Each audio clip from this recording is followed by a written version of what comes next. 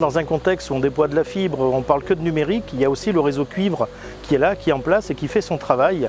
Et c'est vrai qu'au quotidien, on souffre régulièrement de casses, de problèmes justement dus au non-élagage ou aux élagages sur le domaine public ou sur le domaine privé de tout ce réseau qui est implanté depuis de nombreuses décennies.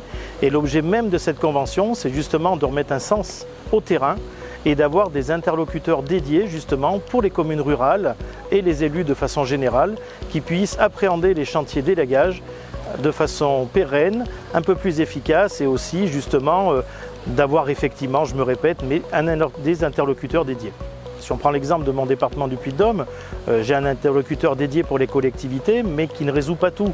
Et l'élagage reste quelque chose de particulier, c'est du technique, c'est du chantier.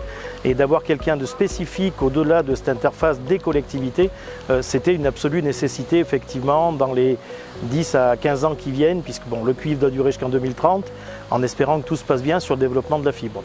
Ce réseau cuivre, on va le dire clairement, les maires ruraux tire la sonnette d'alarme depuis des années sur par moments un manque d'entretien, sur parfois des non-réparations de réseau, des casses importantes.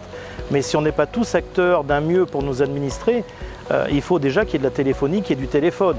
Et après, s'il peut y avoir de l'internet, c'est encore mieux. Mais déjà, revenons à l'essentiel, qui est le téléphone pour être joignable pour les urgences et les secours.